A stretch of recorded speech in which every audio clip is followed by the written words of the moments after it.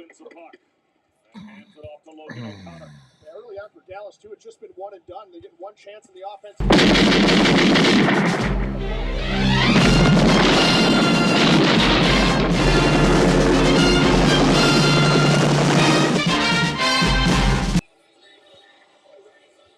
Colorado is set up in probably 3 or 4 set breakouts. You only usually see 1 or 2 of those a game. Dallas, by the time they're done defending, getting down to the offensive zone, they don't have enough energy. They got to go for a change, allowing Colorado to set up another breakout. The winningest coach in franchise history on the Colorado bench.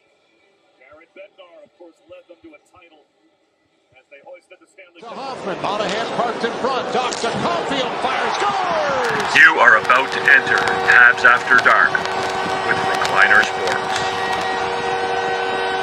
3, 2, 1, 0.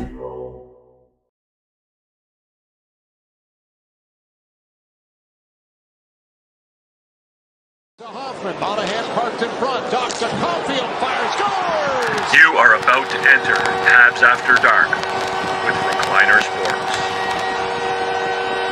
3, 2, 1, 0.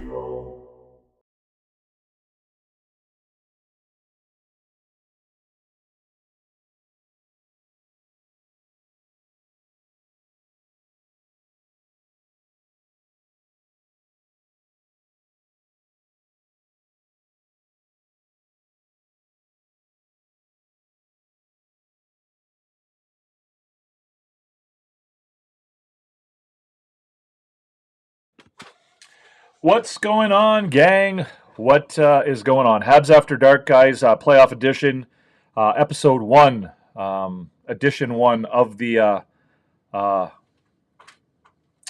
edition of Habs After Dark. Welcome to the show. Yeah, tough one. That's a tough one to take, guys, I think. Sorry, I'm just trying to get myself organized here. That's a tough one to take.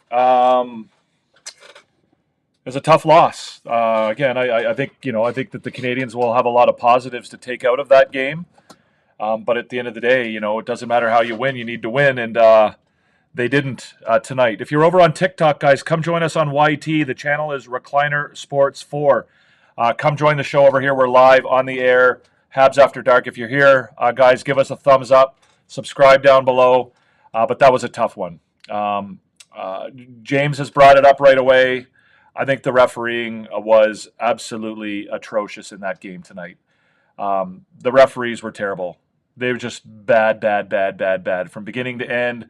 Whether you're going to complain about, what went on at the end of the game or otherwise, I just thought, all night long, the Capitals were playing on the edge and they were getting away with it. And, obviously the calls were pretty, they weren't calling it either way, but if you're playing on the edge and they're not calling it, that certainly benefits you. Like all the stuff after the whistle, intentionally going after the Canadiens' top players, with your scrubs, right? Like, Taylor Radish going after Slavkovsky, Alex Alexiev going after Nick Suzuki after the whistle. Like this is designed, right? Because if Suzuki fights back or pushes back, then they both go to the penalty box. And of course, trading off Alexiev for Suzuki is a good deal every day of the week. Trading off Taylor Radish for Uri Slavkovsky is a pro move for the Capitals. So it's obvious what they're doing. The referees aren't smart enough to understand it. Randy N, tough loss. Yes, it was a tough loss, Randy, absolutely. But again, like I said, I think there's some positives that can be taken out of the game. James says you can't leave Ovi by himself. I don't know that they left him by himself, but Ovi's a good hockey player. He's going to find those spaces. It's amazing to see how he's able to score goals because he literally can't skate anymore. He literally can't skate. He never goes within 10 feet of the boards unless it's to hit somebody. And yet he still manages to score 2 goals tonight. So Habs are not down in that locker room, but probably feel they let one slip away since they were able to tie it. Yeah, and again, I think they realize now that they can play with this team. The first period they looked like they were kind of fish out of water a little bit. And so I think now they, hopefully they've got a sense of confidence and a feeling that they can actually, match up well against Washington. And going into tomorrow's game, they won't, take 2 periods to figure out that they're good enough to be there, right?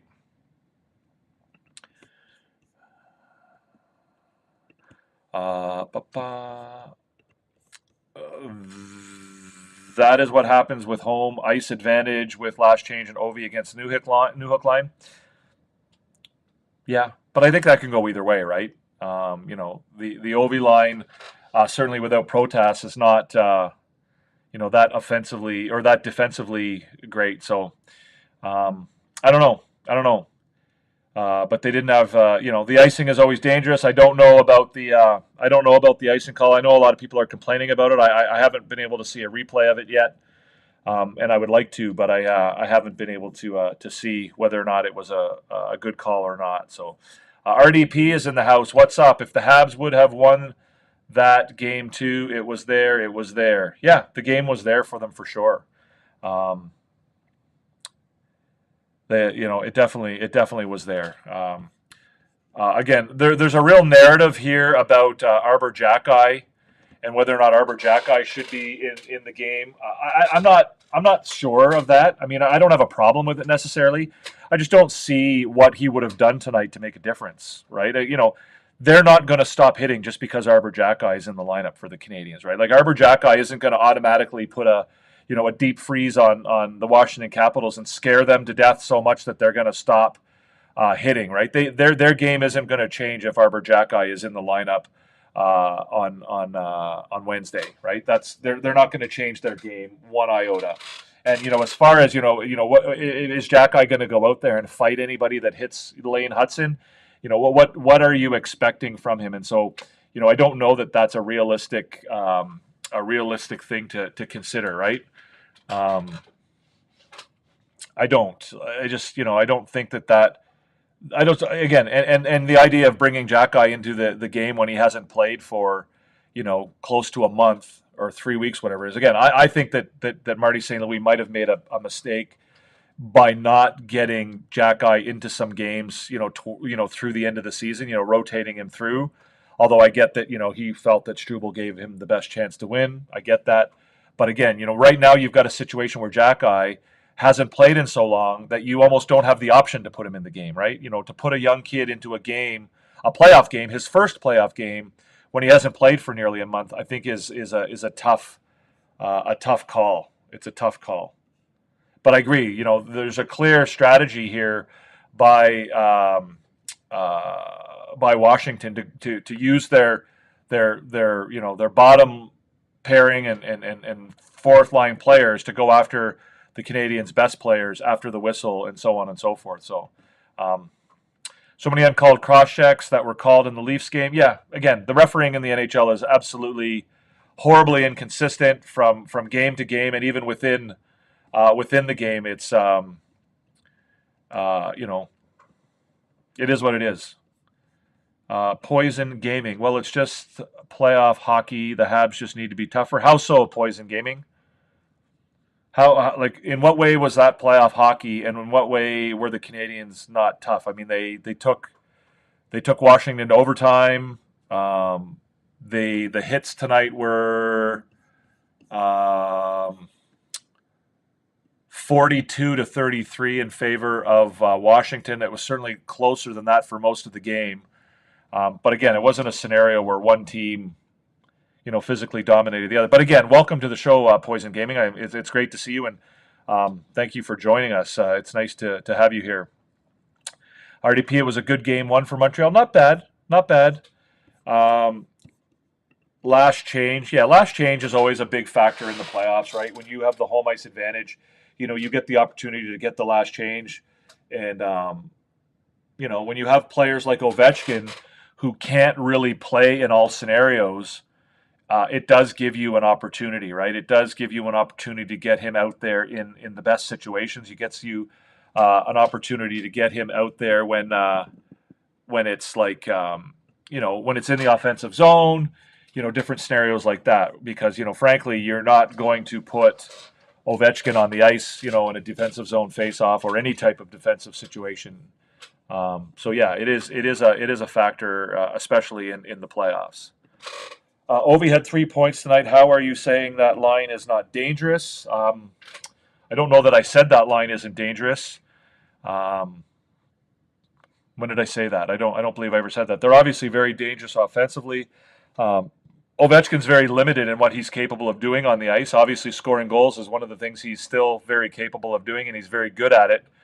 However, like he doesn't do a lot of the other things on the ice. He can barely skate anymore, but he's got a fantastic shot. He knows how to find open ice, and he knows how to get to the right places. And tonight, that certainly paid off for him. But I mean, you're not going to see him on the ice in any type of defensive scenario. And you're not going to, obviously he can still hit, and he did that a little bit tonight. But the man's 40 whatever years old. Is he 41 yet? It's just he doesn't have that full range of his skill set that he once did.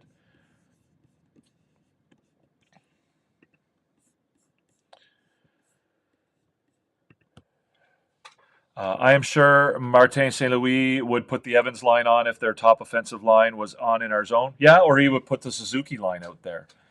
He could put the Suzuki line out there. I mean, if you get the Suzuki line out there against the Ovechkin line, I think you're doing okay, right? Obviously when Protas is on that line, there's a little bit more defense to it, but with him out of the lineup, the defensive acumen of that line is kind of lost a little bit.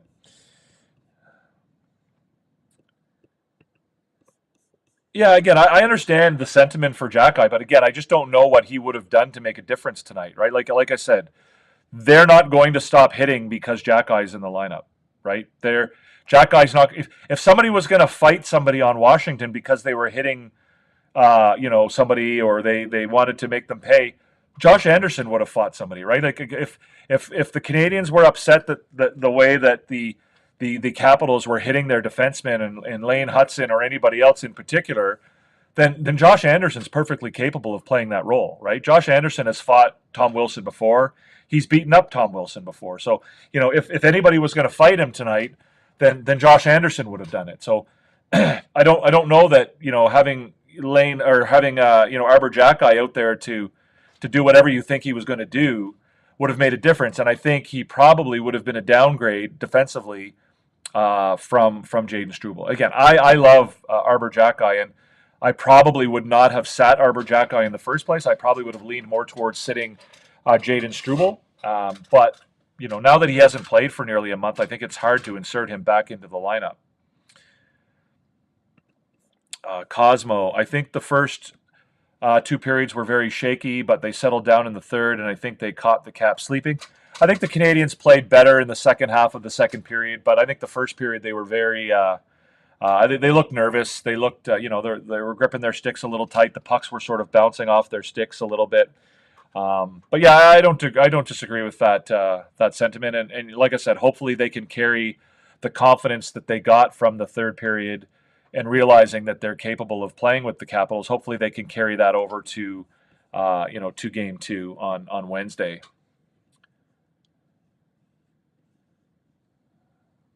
That was in response to me saying the Caps were playing out of line. I don't know what you mean by playing out of line, Poison Gaming. What do you mean they were playing out of line?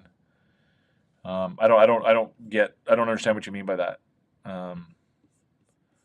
The referees need to call everything. Looks like they are scared to call obvious calls. 2 refs on the ice and blind as bats. Yeah, I don't know that they need to call everything, but they need to call things consistently, right? The consistency needs to be from, not just within the game, but from game to game, right? Everybody needs to know what the rules are. If you watch the game against between Ottawa and Toronto last night, you would have seen a number of penalty calls that would not have been called in tonight's game. You would have seen a number of calls tonight that were clear penalties and dangerous plays, cross-check to the mouth of Gallagher early in the game. The cross-check in the back of, I can't remember who it was, in the overtime. Things like that that should have been called, but then you get little ticky-tack calls that are getting called by the referees, and there isn't a consistency and there isn't a sense of what the rules are and how they're going to be applied. And the players don't really understand how the refs are going to call things. And, if they're going to call things and let things go, then that's okay. But again, that's going to advantage the team whose game plan is to go out there and play on the line, right? Washington's, game plan tonight was to play on the edge and play on the line of what's legal and what's not legal. And when the refs are letting, everything go, it certainly benefits that team, over the team that's, playing more of a skill game or a speed game. It's going to benefit the team that is, trying to rough guys up after the whistle and is, doing stuff like that. If they're going to let stuff like that go, then that certainly benefits a team like Washington more than it benefits a team like Montreal. Even like the stuff after the whistle, the scrubs going after the better players on Montreal, knowing that, they're going to get away with it, right? They can throw 3 or 4 punches after the whistle and the referee's not going to call anything. And if the Canadian player responds, then the chances are the referee's going to, put them both in the penalty box. And if Taylor Radish can get Juraj Slafkovsky off the ice for 2 minutes, then that's a net benefit for the Capitals, right? It's you're losing a guy who plays 7 or 8 minutes a game to a first liner. If Alexei Alexeyev can get Nick Suzuki off the ice for 2 minutes, then that's to the benefit. But again, the referees, if Alex Alexeyev is going to cross-check Nick Suzuki 4 times after the whistle and put him down on the ice, and Nick Suzuki, is going to show the discipline not to respond and react, and the referees let him get away with that, why wouldn't he do that, right? The referees are allowing them to do that, and it's just it's not beneficial to the game. It's not beneficial to the game. It makes the game look bad. Refereeing and rules are supposed to, to 1, protect the players from injury, and 2, ensure the fairness of the game. And the referees aren't doing either of those things right now.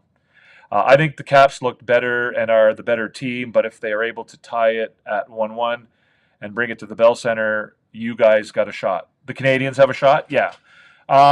Yeah, I mean, obviously, they say that, a series isn't over until, one of the teams wins on the road. Obviously, if the Canadiens, win in Game 2, then, they come back to Montreal with home ice advantage, essentially. It is what it is. Yeah, I thought Washington overall probably did have the better game tonight. I don't disagree with that. But again, the Canadiens, I think, certainly at least showed themselves that they can play with this team, no problem. So, Wesh, you told me about Ovi. What did you tell me about Ovi? That's all right, Billy D. That's all right. What did you tell me about Ovi? Ovi's a great hockey player. I think he's, his game is greatly diminished from what it once was, but he obviously is a very good player. He's a superstar, and he, I said it on the show this afternoon. I did a show, by the way, this afternoon that you guys should all check out. I did an interview with, I interviewed a podcaster, a Washington Capitals podcaster named Greg Young for Japers Rink Radio, and he and I talked. And one of the things I talked about, Ovechkin, despite the fact that he's, no longer what he once was, is still a superstar, and superstars, find a way to do big things in big moments, and that's where he was tonight.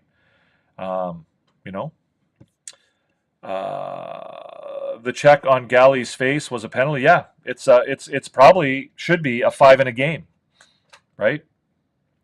Again, the one last night in the Ottawa-Toronto game should have been a 5 in a game as well. Ridley Gregg should have gotten a 5 in a game.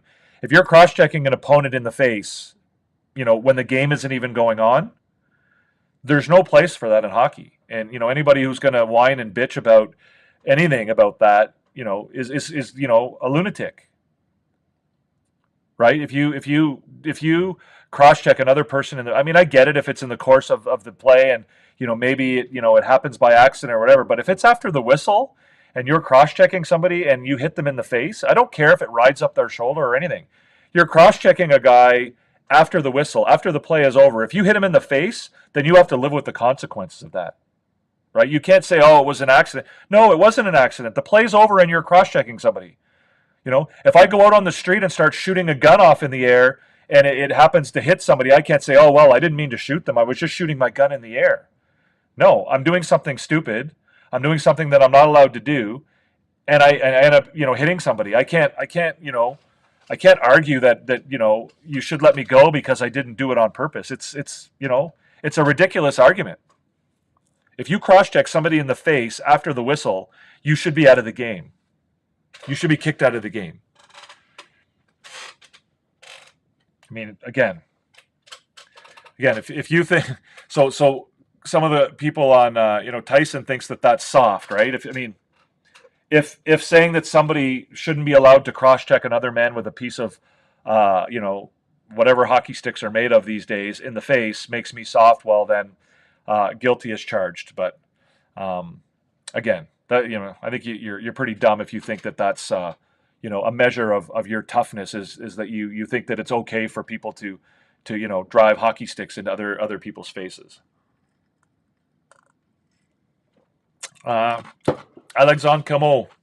Yeah, I think I still play Demidov and Line together next game. How do you choke in a win? I don't understand the question, Bodman.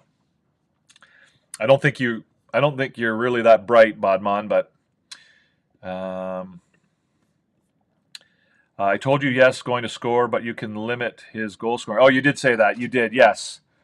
Yeah. I mean, he, again, like I said, he's a superstar. You saw that posted. You mean my interview with Greg? Yeah, it was really good. I highly recommend it. Again, I think it's always a good idea to check out opposing teams' view and get a sense of the game and the series from the other team's perspective. And if you watch that video that I did with Greg, I think you'll get that. He's very, very in touch with what's going on with the Capitals. He has some great insights about the team and what they're all about. And I think if you watch the video, you'll certainly have a better feel for the series and for what the Capitals are all about and what they're trying to do against the Canadiens. I don't understand how they get away with stuff like that during the regular season. That a suspension to protect the players, but in the playoffs, player safety doesn't matter. It's so backwards. Well, I don't think player safety is really a major concern. I don't think it's a high priority even in the regular season. If I'm being quite honest, I think the referees are more concerned about making sure that one team doesn't get too many power plays. I think they're far more concerned about that than they are about protecting the players from injury and calling the rules, in a way to ensure the safety of the players on the ice. The game-winning goal should not have been an icing.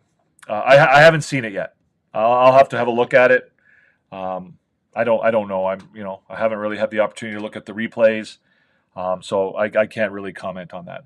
Listen, gang, if you're over there on TikTok and you want to participate in the show, come on over to YT. The channel is Recliner Sports 4. If you open up your YT app and you punch in Recliner Sports 4, you can come on. We're live. The show is called Habs After Dark. Everybody's welcome. Everybody's invited. We'd love for you to be here. It's a great opportunity for you to join the chat. You get a better sense of the show. You get to see the graphics, and it's a better experience overall. And I invite you all to pop on over and come on over here. It's okay, Tyson. Don't cry, man. You're all right. You're okay, Tyson. If you're over here on YT already, then give us a thumbs up, guys. Hit that thumbs up button. If you're not subscribed yet, please do so. That would be awesome, and we would certainly appreciate it. What's up, John Saunders? Welcome. There's John Saunders, made the run over from TikTok. John Saunders is a great contributor to my TikTok lives that I did in the past. Crandog as well. Billy D, what's your question here, Billy D? Was just thinking that if you decided to walk down Hollis Street in AM and cross-check somebody, would that be okay? No, it definitely wouldn't. It would not be okay. John Saunders, yeah, great to see you, John. It's nice to see you over here. If you're not subscribed yet, I would certainly invite you to do so. The subscribe button is down below. We do this show, Habs After Dark, after every game. I know you're a Leafs fan. But again, if you wanted to join us here, that would be awesome, and we would appreciate it for sure. Cran Dog, looks like you're a Leafs fan as well, but again, everyone's welcome, and we're more than happy to talk as long as you're willing to be objective about things and not be too trolly. We'll do that. Austin Matthews got suspended for doing the exact same thing. The league is so inconsistent. Yeah, it's true. I mean, the referees are horribly inconsistent. The Department of Player Safety is horribly inconsistent. The rules themselves are poorly written. Officiating in the NHL is this league's weakest point, and the league will remain behind the other major pro sports until they fix all of that. RDP, Demidov was asked, was Ovi your favorite player? Demidov says maybe as a kid, but Malkin is the best. Ovi was seen talking to Demidov in a scrum. Ovi's first overtime goal winner. Yeah, I don't think those things are related in any way, RDP. And I don't think that Ovi was really talking to Demidov in that scrum. I think they just happened to come together. But again, I don't have any issue with Demidov saying that Malkin was his best player, and I don't suspect that Ovechkin really minds it that much either. I think Ovechkin has enough respect for Malkin to understand that, every kid in Russia isn't going to be an Ovechkin fan, but, it is what it is. It's the same thing that people making a big deal out of the comments that Laine made when the reporter asked him about how excited he was or whatever he asked them about, playing against Ovechkin. And Laine responded and said, I could care less, right? Good answer to a stupid question. But for whatever reason, the French media wants to attack Laine over that and make a bigger deal out of it than it really is. But that's just typical, the typical media situation in Montreal. It's not the same, Hunt DZ, not even close. I mean, they do have issues, but not nearly the same. I appreciate it, John. I appreciate you in your comments. We always have good conversations, and you always ask good questions, and I think it's always fun and respectful, and I do appreciate that. Yeah, no, I know you are, Crandog. I don't know what your real name is on TikTok, but I don't have any reason to believe that you're not. I mean, TikTok just tends to be a little less respectful overall in general. So again, like I said, I'm not here to be. This isn't for me to be a Montreal Canadiens fanboy or for this to be a Montreal Canadiens fan site. I mean, obviously we focus on the Montreal Canadiens. That's my favorite team, and we're going to talk about them mostly. But I like talking about the NHL and where I have the knowledge and the ability to do so. I don't mind talking about the Maple Leafs or any other team. They also have to up the fines. Does nothing to a player making $5 million. Well, that's part of the collective bargaining agreement, Cosmo. So the NHL has, the NHL and the NHLPA have agreed to those types of numbers. So the players have sort of negotiated with the league that they're not going to be fined these big numbers, which is kind of ridiculous when you think about it. But when it comes down to collective bargaining and the negotiation of a contract like that, there's give and take, and that's kind of one of the things that the owners agreed to, probably in return for something else. So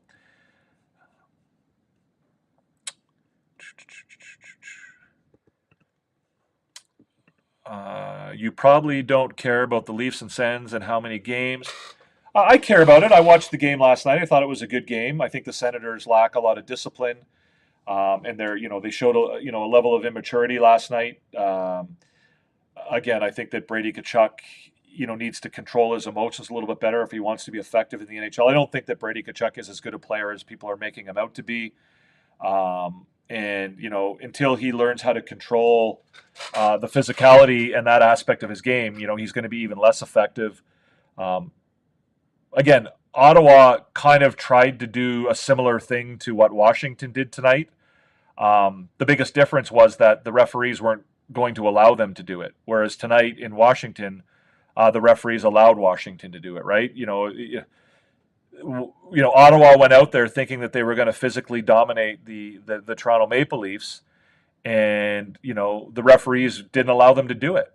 They didn't allow them to do it. They forced them out of that game, and made them look like they were indisciplined. And so that kind of was the biggest difference for me in that game last night. I think I don't think it was a great plan, and it certainly turned out to be an even worse plan when the referees kind of didn't allow it. Leafs in 6. I'm going to say Leafs in 5, John. I think the Leafs get it in 5. The Leafs, I think, have the best roster heading into the playoffs that they've had in a really long time. They do have goaltending, as you point out, John. They have, 2 solid goaltenders. I think their defensive core is deeper with guys like Tanev and OEL. The emergence of a Matthew Nyes gives them another top 6 type contributor, another guy who can contribute offensively in that top 6. Their depth on offense is maybe their weakness, their bottom 6. But if they continue to get contributions from some of those guys, like they did last night, I think they'll be okay. I don't know that they've got what it takes to win it all, or even get out of the East. To be honest, I think both of the Florida teams are going to be tough to beat, whichever one comes out of the first round series. But I think that Toronto does pull off the win over the Senators. Here we go. Cash Fan 78. Welcome, Cash Fan. I don't know. I think maybe you came over from TikTok. I think you're new here. If you are, give us a follow down below, subscribe down below. But welcome to the show. Hey, Devin. What I don't understand is Savard admits that he's ready to retire, but Arbor still can't get into the game down the stretch. Yeah, I don't think he's ready to retire. I think he's going to retire at the end of the season. I don't think he's ready to retire right now. I think there are aspects of the game where Savard contributes, as far as, the defensive side of the game, penalty killing, being out there in, close situations late in a game where you need, defense. I think he still can contribute in that way. I don't think he lends that much as far as the the offensive side of the game goes, or 5-on-5 even. But I think, what he does really, really well. And I think that, at least Marty St. Louis believes that there's a role there for him. And I think it's a role that they don't really have other guys to fill at this stage. And I think next year, obviously that'll be something that they'll work on, and they'll obviously use guys like Gooley and, maybe Jack Eye, who knows, in those kinds of roles. But, you need a guy to play that, in that role. And Savard's really the only guy who can do it right now. The other issue, of course, is that Savard is a right-handed defenseman. And if they take him out of the lineup, they'll have one right-handed defenseman and 5 left-handed defensemen, which is not something that anybody really wants to go into.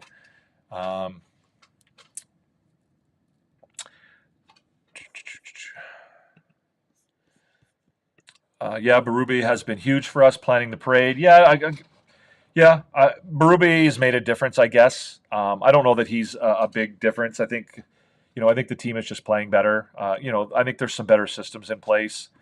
But yeah, it's tough.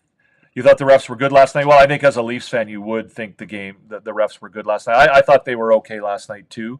I think they called a lot of penalties, but again, it's, the problem is that you've got one game where the team is literally shut down for trying to play that physically dominant game by the referees, and then you've got another game just one night later where the team is just allowed to run roughshod and to really ride that edge of what's legal and not legal. And like you say, it does need to be more consistent. I have been on New Jersey fan site, and they are definitely thinking the Devils are done. Yeah, I think the Devils are going to struggle. I think it's going to be tough for them. They're playing against a good team, and they're, without my God, Jack Hughes. God, Jack Hughes. Without Jack Hughes in the lineup, I think they're gonna struggle. Would I like to see more minutes of Demidov? I would, but again, only if he's able to do it. I thought tonight he struggled a little bit. I think the moment was a bit much for him. I don't think he was able to. But again, you need more ice time in order to be able to. To get on a roll and to feel comfortable out there, and it's a 19-year-old kid playing in.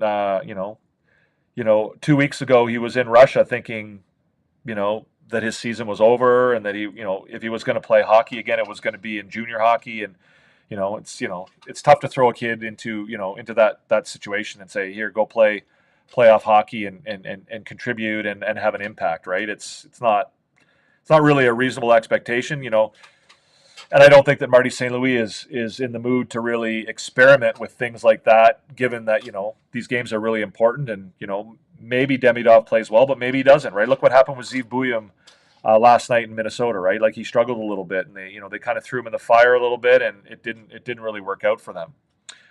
If you had to pick who wins the series and how many games, who would you pick? No bias. In which series are we talking about, Cosmo? Which series are we talking about? Matthew Ferguson, thank you very much for the kind words. Love the content. I missed the first half of the game. What's your thoughts on the game as a whole? You always seem to give an honest opinion. I think the Canadiens were nervous in the first half of the game.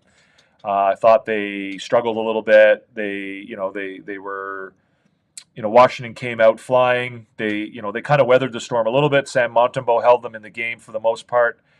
He allowed them to stay in the game. They were down 1-0 after one period and 2-0 after two periods. I thought the Canadiens turned things on sort of in the last 7 or 8 minutes maybe of the second period, and they were significantly better than Washington in the third period. They scored 2 goals in the third and took it to overtime. Unfortunately, they weren't able to continue that, but hopefully they'll take something out of the end of the game and the way they played in the latter half of the second and the third period and be able to convert that into some momentum and some confidence that they can use heading into the second game in Washington on Wednesday. How do I see Tampa, Florida going? I got Bolts in 6. I think the Panthers are too banged up. I have Tampa as well. I think Tampa might go to I have Tampa going to the Stanley Cup final. I think Tampa wins the East. Again, that's just a guess, right? It's speculation. Nobody could possibly know that. But I have Tampa and Colorado in the Stanley Cup final. So I think Tampa is just really clicking on all cylinders at the right time right now, and I think they're going to be tough to beat. I've got the Colorado Dallas game kind of on in the background here. I just saw Dallas tied it up, so it looks like a good game. The LA game I've got over there too, 2-0 LA. And the first period is just ending. Habs and Caps. Who do I have winning the series? No bias, Cosmo. It's hard. I hate to make predictions. I mean, if you're asking me no bias, I would say the Caps in 6. If you're asking me bias, I say Habs in 7. I think it all depends on which Montreal Canadiens team shows up, right? Like they've been a very inconsistent team all year long. Even tonight we saw it, right? The team that played the first 2 periods was not the same team that played the third period. And if the team that played in the third period had played the entire game, then I think the Canadiens probably would have won this game quite easily, right? And, it's the same thing, right? If it's the team that played the last 2 weeks versus the team that played, the first 2 weeks after the Four Nations break or the first 2 weeks after the Christmas break, it's a different result as well. So I think Montreal is they're young. Being inconsistent isn't necessarily a horrible thing when you're a young team. It's kind of to be expected. But they're a bit of a Jekyll and Hyde team, and if they, if the right team shows up, then I think they can beat anybody in the league. And like I said, if that team that played in the third period tonight played the entire game, then I think the result is very different. Very different tonight. Newhook not winning faceoff is just very bad for that line. Well, I mean, that's nothing new. I mean, what were his numbers tonight on the faceoffs? Let's see. Newhook tonight was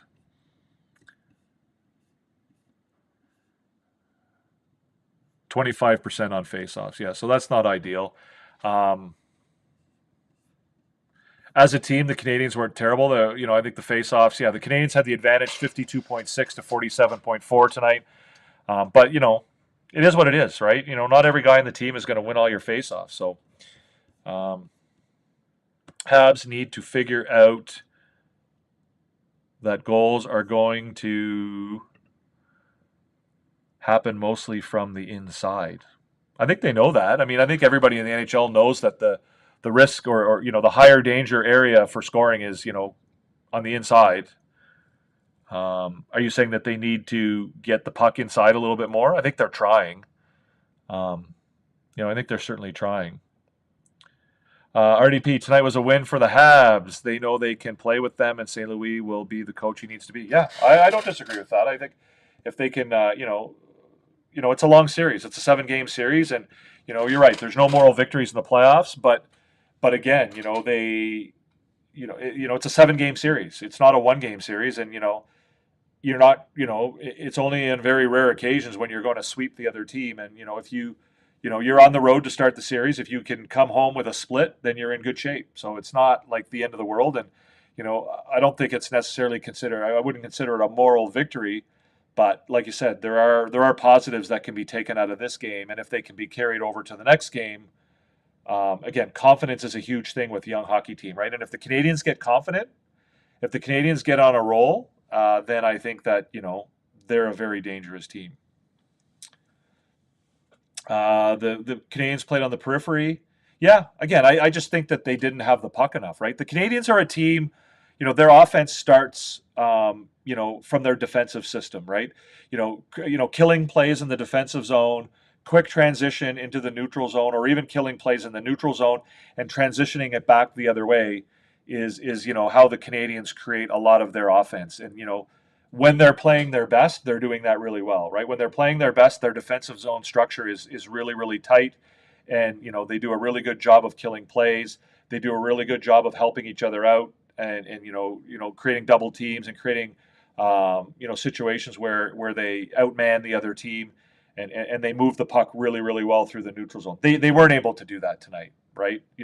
The Capitals were able to maintain pressure and have sustained possession in the offensive zone, and the Canadiens weren't able to create those turnovers and those killed plays where they could turn the puck and use their transition offense to their benefit. So they kind of ended up with far less structure on their offense because they weren't coming in.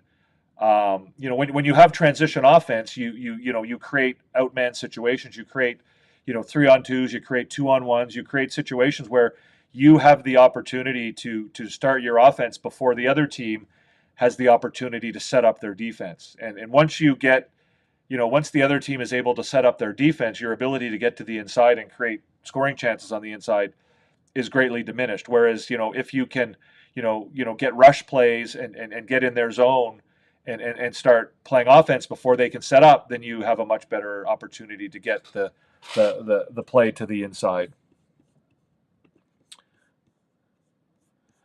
I don't think St. Louis is a bad coach, but the same people singing his praises are the same people putting him on the hot seat in the beginning of the year.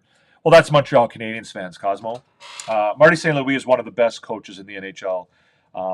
There's no disputing it really in my mind. But again, Montreal Canadiens fans can go from planning a Stanley Cup parade to firing the entire management team in the course of like 3 or 4 days, right? Like they can win one night and be planning a parade, and then 2 days later they lose a game and everyone's ready to fire the coach or the GM or send players down to the minors. So that's just the nature of the beast in Montreal. It's a very fickle fan base, unfortunately. While Montreal Canadiens fans get a reputation as being very knowledgeable about hockey, and to a certain extent they are, the majority of hockey fans don't really understand the game that well, and I think that's the case just about everywhere. It's the majority of fans love the game and they love to cheer for their team, and they get up for it and they whatever. But at the end of the day, most fans don't have most fans aren't coming online like you guys are here tonight to talk about your team or the game or whatever, right? The ones who have a little bit of a deeper interest, 60%, 70% of the fans are never going to do that. They watch the game, they form their own opinions. They might listen to Elliot Friedman, or they might listen to Don Cherry or whoever's on the post game show, and they'll form or they'll listen to BPM Sports or TVA or RDS, and they'll decide that they hate Patrick Laine, or they don't like Sam Montembeault, or Sam Montembeault's not a number one goalie, or Mike Matheson's not any good.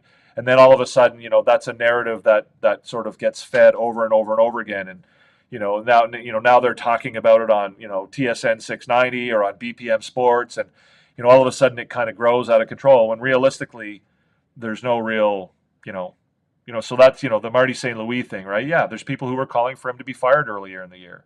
But again, that's generated from, a fan base that, maybe not super knowledgeable, at least in the majority, and, a media that likes to feed, the sensational story, right? They don't, they're lazy. That's sensational stories are easy stories. Let's do the scoreboard here, guys, real quick. So here we have the scoreboard, guys. Again, 3-2 Capitals in overtime, 2:26 into the overtime period. Alex Ovechkin with his second of the game. Here we are here. Alex Ovechkin also opened the scoring in the first period on the power play. It was at the 18:34 mark, assisted by Tom Wilson and Dylan Strome. This is Ryan Strome. Dylan Strome, Ryan Strome. Dylan Strome, Ryan Strome. I always get them confused. It's Ryan Strome, I believe. But it could be Dylan Strome. It's Dylan Strome. Sorry. And then that was 1-1 or 1-0 after one period. Anthony Beauvillier, of course, inserted into the Capitals lineup to replace Alexei Protash, who was out with injury. And, has been sort of dropped into that so-called first line, which is realistically more like their second line. But Beauvillier scores from Ovechkin and Strome at 12:09 of the second period, and the Capitals, were out to a 2-0 lead. The Canadiens played a little bit better through the rest of that second period. Third period, they played really well.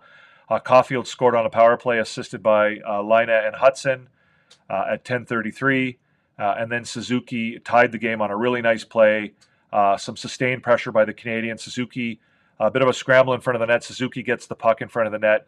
And instead of just firing it back at the net like most people would, he kind of took his time and carried the puck to the middle of the ice and gave himself an empty goal and was able to tie it up late in the third period. The assists on that were Carrier and Hudson. Again, a little exciting heading into overtime. It looked like the Canadiens had a real chance, and they did. But unfortunately, the party was ruined by Alex Ovechkin. He scored his second of the night, assisted by Beauvillier. Great night by Beauvillier, by the way, for a guy who, is an extra on that team essentially, and getting in the lineup only because of injury. He had 2 points tonight, so that was a really good game for him. And that's all she wrote. 2:26 of overtime. Ovechkin wins it. The Canadiens led in shots, 35-32. Not something we typically have seen of late for the Canadiens to have that many shots. So that's, I think a positive thing to consider. First of all, they don't normally get 35 shots. Second of all, it's been rare of late where they outshoot their opponent. Corsi and Fenwick, again, not dominant necessarily, but again, they lead in both of those categories.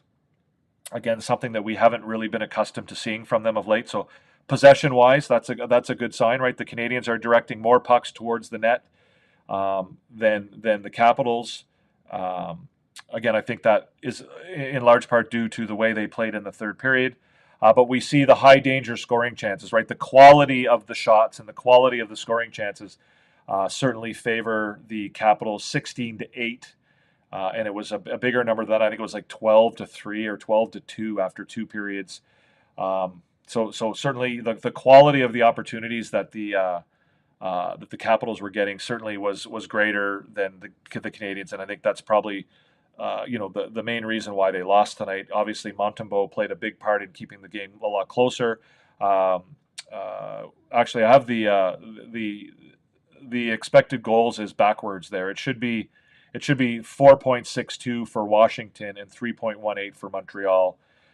So again, Washington's almost up to 5 expected goals. They only score the 3, which is, again, a sign that Montembeault had a pretty solid game for the Canadiens. So that's all for the scoreboard there, gang. I don't know if you have any commentary on that, but again, I think that it's kind of the reversal of what we've seen from the Canadiens of late, where they typically get dominated in the Corsi and the Fenwick, but things tend to be a lot closer when it comes to expected goals and high danger chances. So, it was a bit of an opposite situation here tonight, where they might have carried the possession a little bit better than the Caps did, but they didn't get as many good scoring chances. So,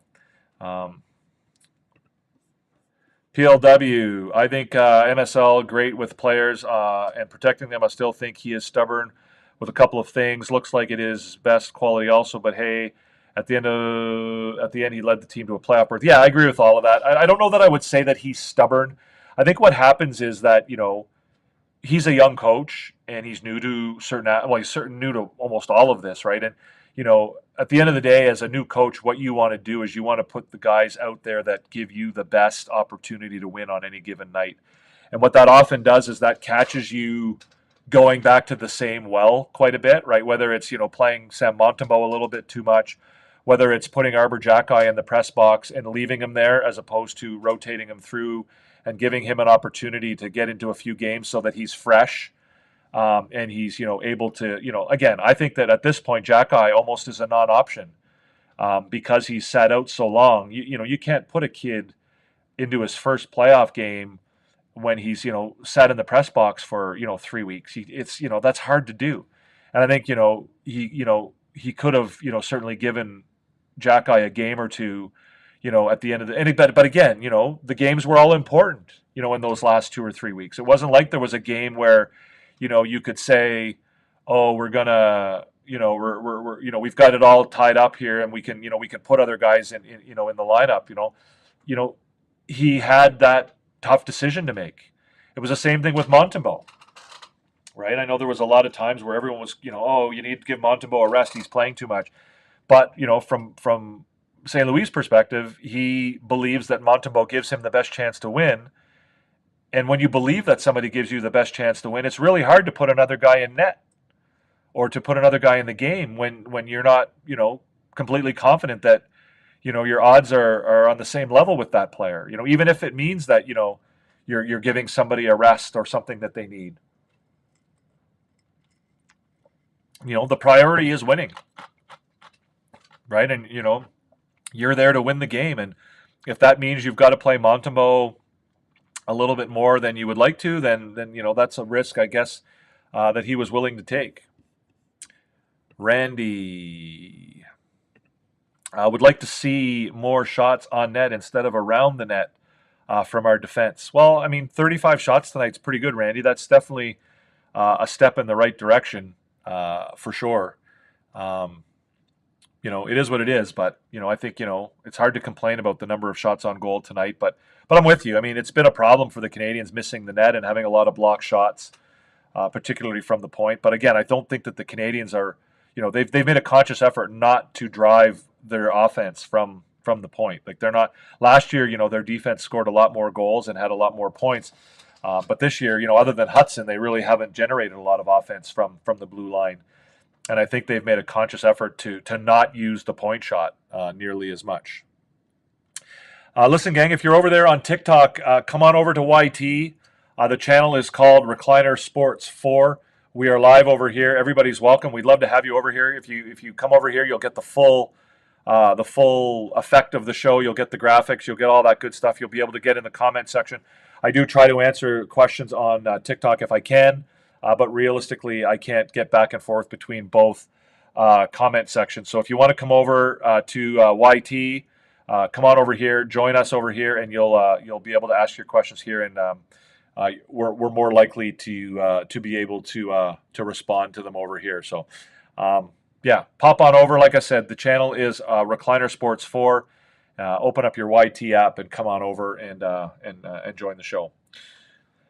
PLW. I see more his man-to-man defense being difficult to play. I would prefer a zone defense. The Canadiens don't play man-to-man defense, PLW. The Canadiens are playing a hybrid defense where they play, they play more of a man-to-man down low, but not necessarily a strict man-to-man. Well, sorry, I shouldn't say that. They play more of a man-to-man up high, and then down low they play more of a zone, right, where they make reads and they go and try and create outman situations along the boards and win battles that way and kill plays that way. They're not playing a man-to-man defensive system. They're playing what's known in the NHL as a hybrid system. We need Arbor, says Paul Menard. Again, I get the sentiment. I get the feeling. I and where you're coming from with that, Paul. But again, I just don't. Nobody's given me a good answer as to how Arbor Jacki would have made a difference tonight. I don't think that Washington's going to change the way they play just because Arbor Jacki's in the lineup. Arbor Jacki's not going to go out and fight every guy who hits, Lane Hudson or Caden Gooley or whatever. If somebody was going to fight those guys for their hits tonight, then Josh Anderson would have done it, right? Josh Anderson's more than capable of fighting anybody on the Washington Capitals, and if it was warranted tonight, he would have done that. And so, the other issue, of course, is the fact that Arbor Jacki hasn't played for nearly a month. So putting a young kid into his first ever playoff game after he's sat in the press box for 3 to 4 weeks is tough. And so in that sense, I get the sentiment that you want Jacki. You think he's going to solve all of those problems, but I just don't know that he would realistically. I feel like these guys didn't want to win as bad as the Caps. Yeah, I didn't see that tonight. I'm not a big fan of judging. I'm not a big fan of judging somebody's mental state through a TV screen, right? Like I'm not a big fan of people who say, this guy didn't try or didn't put in a full effort or whatever, didn't work hard enough. I don't think we have the ability as human beings to judge another player's mental status or state by watching them on television. So I really have a hard time criticizing guys for their effort level or the idea that they, sometimes it's really obvious that one team is really, working harder or doing more. But for the most part, you're a professional athlete. I think you're out there and you're trying your best pretty much most nights. So I didn't see anything that really stood out to me to indicate that the Canadiens, didn't really want it tonight. They made the same mistake twice, leaving man in front of the net wide open. It's a situation where you just can't make that mistake. I did that twice tonight.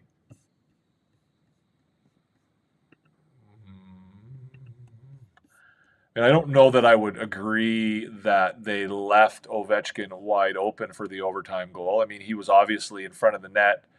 I'm just looking at the visualizer of the play.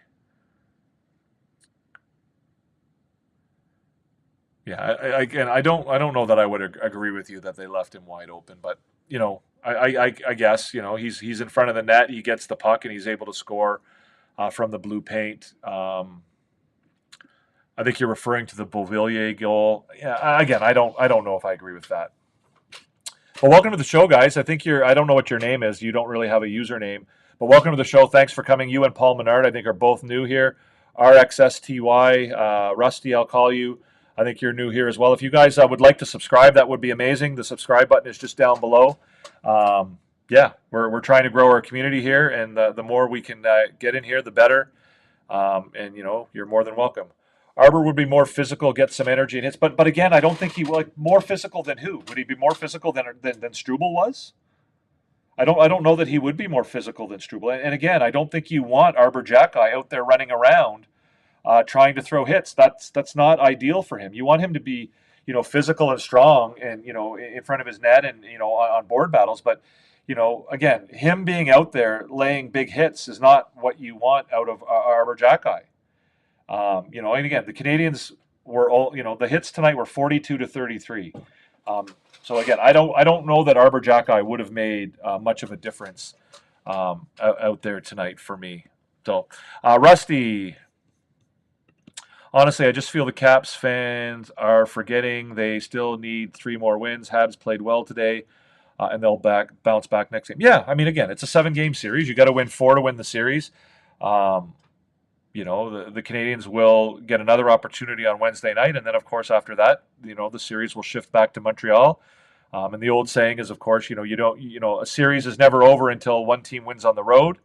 And obviously, the Capitals can win this series without winning a game on the road, but if they do, that means it'll be going to 7 games. So we'll see. We shall see, and the series is far from over. And one would hope that the Canadiens got some confidence and something out of this game that they can carry over to the next game. But yeah, it should be interesting. There's so many rebounds, and we can never cash in. okay, well, I think Nick Suzuki cashed in on a rebound. But yeah, no, again, I mean, I think when you're playing well, I think that you get the bounces, right? And things go your way. But when you're struggling and you're trying too hard and you're gripping your stick too tight and whatever, that's when you kind of, miss out on those scoring opportunities. The puck kind of, flares off your stick a little bit.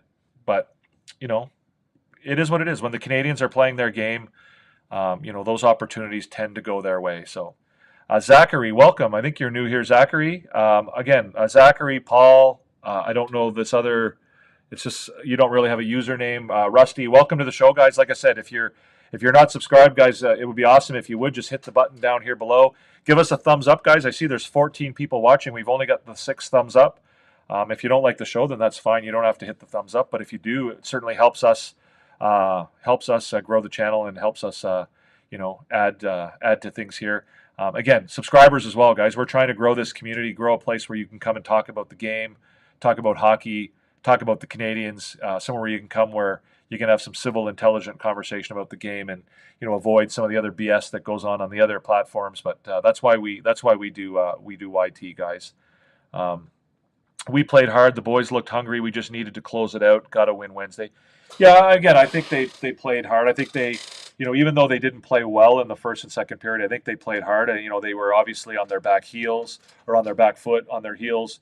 They weathered the storm to a certain extent. They did get down 2-0, but it could have been a lot worse. Montembeault certainly helped with that. But again, they just weren't able to pull it off in overtime. And realistically, it could have gone either way.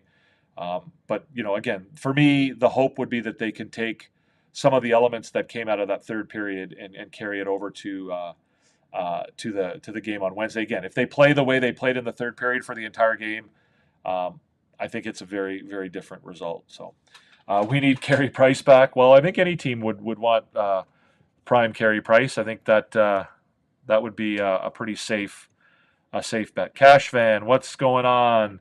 Wondering, would you rather trade Laine and spend the money on something different, or do you think he's worth the gamble?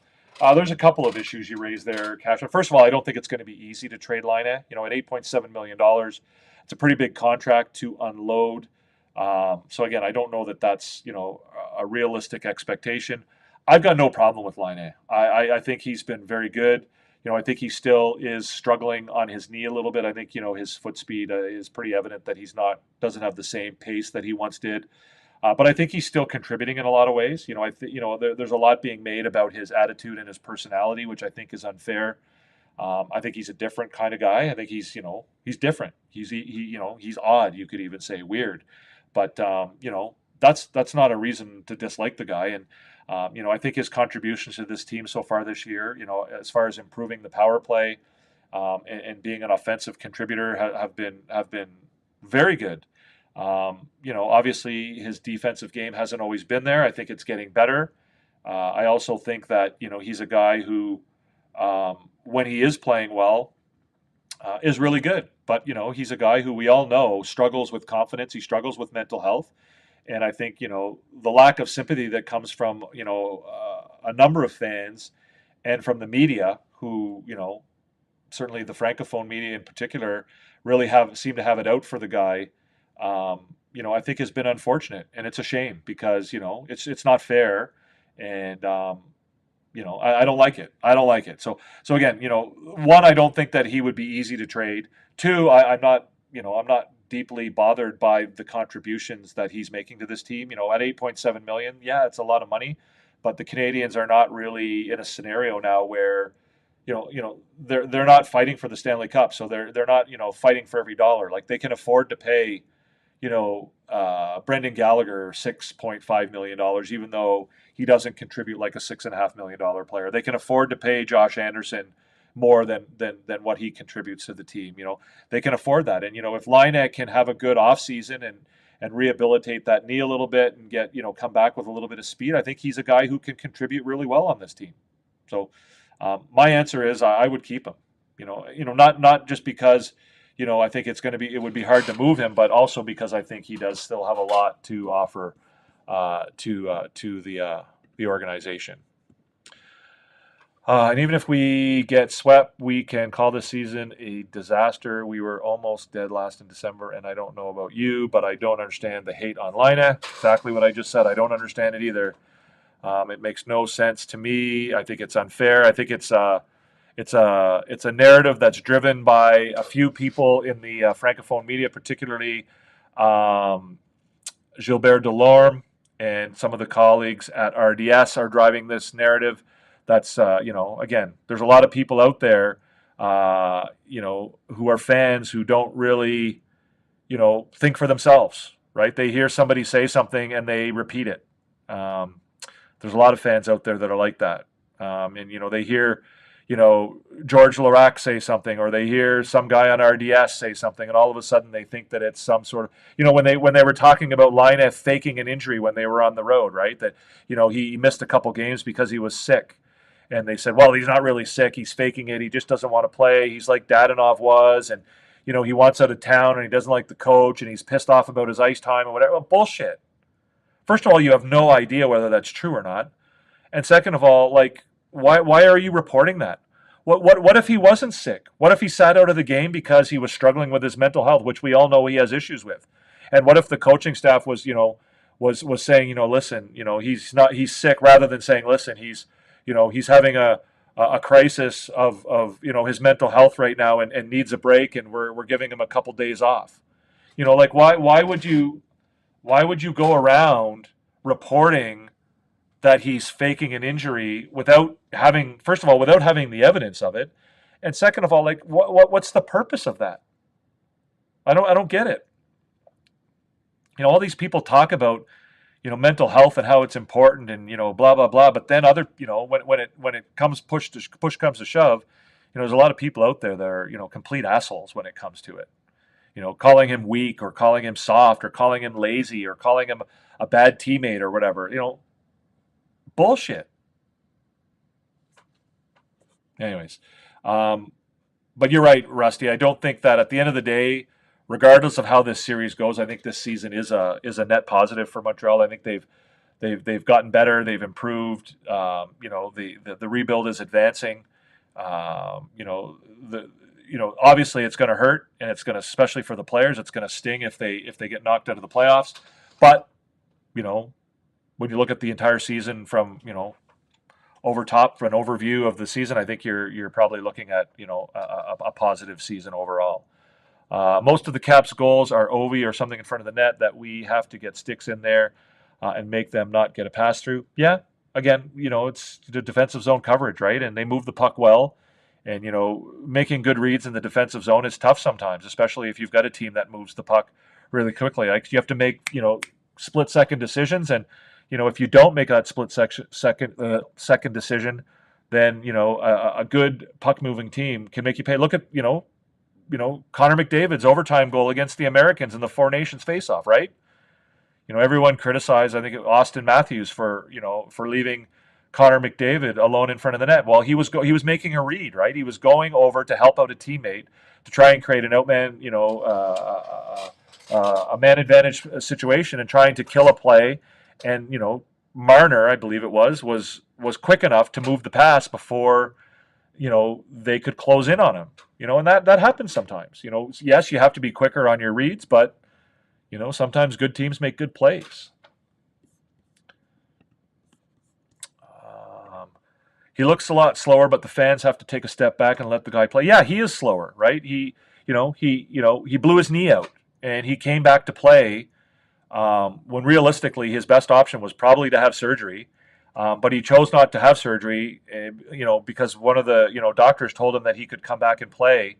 And I'm not saying that he's still hurt. I don't think he is. But again, I don't think that, his knee had as much time to return to full strength by coming back after, 3 months as opposed to taking the entire season off.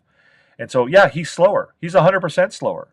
But, it is what it is. He still had 30 some points this year, whatever it is, had an assist tonight. He contributes. If you had said at the beginning, the question everybody had at the beginning of the year is, what do you expect from Patrick Laine this year? And my response, honestly, was, and you can go back and check it out, I have no expectations on him as far as production goes. My expectations are that, he joins the team, he contributes, and that he, enjoys playing hockey again, right? He enjoys going to the rink. Marty St. Louis said the same thing, right? Our goal as a coaching staff is to make sure that this guy enjoys coming to the rink every day. And I think they've gotten him there. And I think he does have a lot to give to the team. I think he has a lot to give to the team. If Laine can come back to a 30, 40 goal scorer, honestly, I couldn't care less if he's a bit lazy on back check. Well, yeah, I guess, yeah. You trade things off. You trade offense for defense. I don't think you want him to be lazy on the back check, but, if he's not the most effective defensive player, then you're, it's not the end of the world if he, if he's scoring 40 goals, obviously, right? Obviously you want him to be a well-rounded player, and we know he's capable of it. And, I think that, in his past, I don't think that coaches have really asked him to play that role. And I think, I think he's trying. And, some nights he's better at it than others. Tonight I thought he was pretty good at it. In fact, the last 2 or 3 games I thought he was pretty solid in the defensive zone.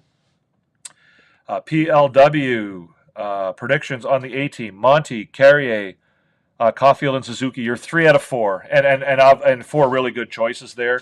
PLW, I did think Carrier had a pretty strong game, but you only have 3 out of 4 there.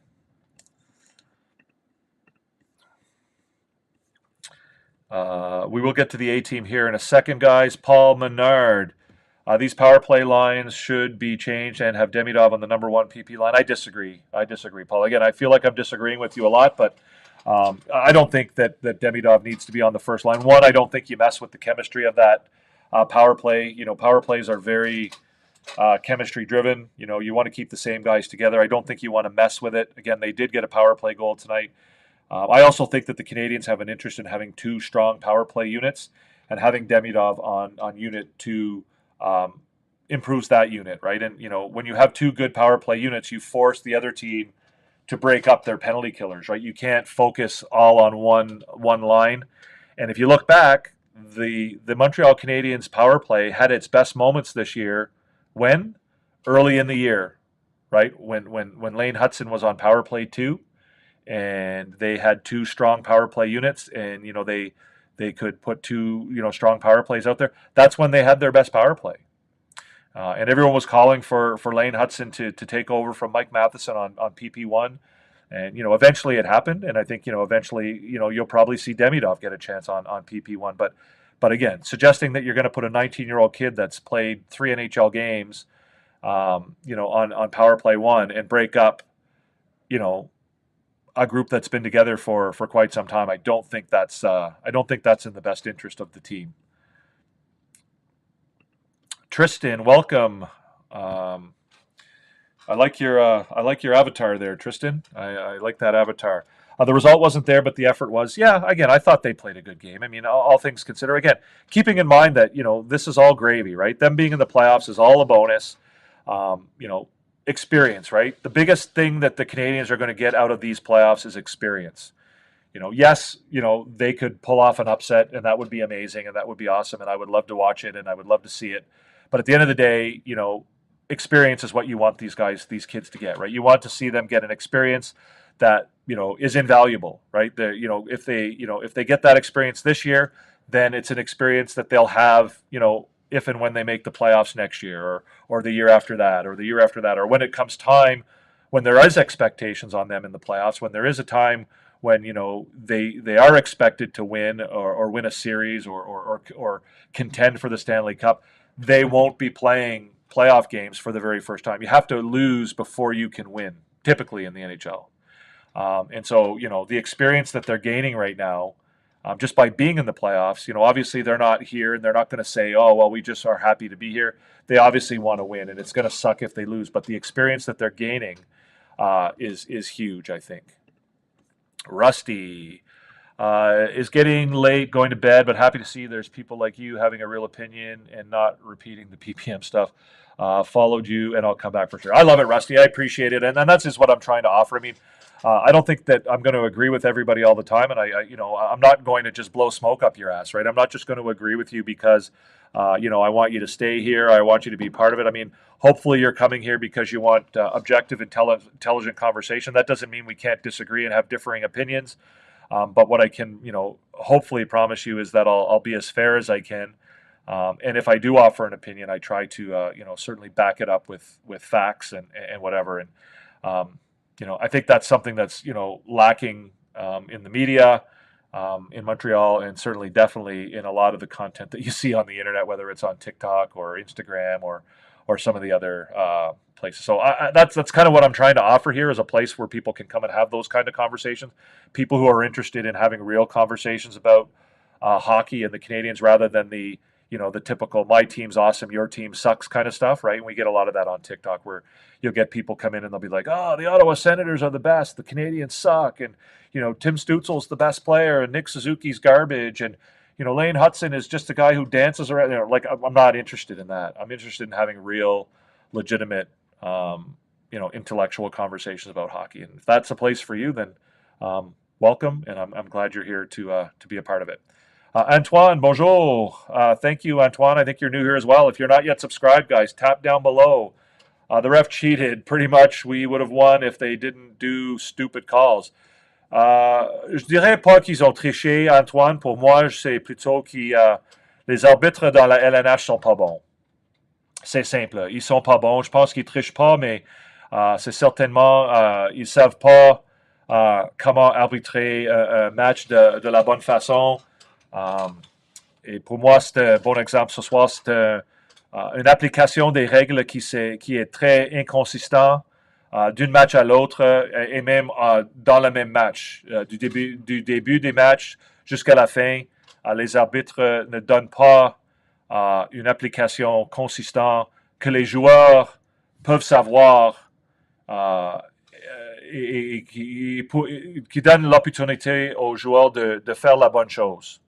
Il y a souvent des punitions qui ne sont pas appelées, et ensuite la même chose va être appelée à la fin de la match ou au début de la match. C'est pas juste pour les joueurs, et c'est pas une bonne chose pour le sport. Le sport, c'est un sport un peu, on dirait en anglais, bush league, à cause de ça. Et si le LNH ne fixe, comment on dit ça, fixe? S'il ne change pas ça, la LNH, ça deviendrait jamais un sport sur le même niveau que le NBA, le baseball, le football, les choses comme ça. Yeah, Paul Menard, I agree with you. These refs are a little crazy, but, it is what it is. Yeah, some people will watch one game a year. Some people will watch 5 games a year. But again, it's you're a fan. They're a fan. It's just a different kind of fan, right? You can be a fan, but again, some fans are more interested in the Montreal Canadiens are the best thing in the world, and every other team sucks, and every other player who plays for any other team sucks. It's like, those are the fans that you get from the Toronto. The Toronto and the Ottawas and the Vancouvers and whatever, and the Oiler fans. Those are the fans that are the ones that are on the internet, telling you your team sucks, and that Lane Hudson isn't really any good, and whatever. It's not the real fans. The real hockey fans know that Lane Hudson's a spectacular hockey player.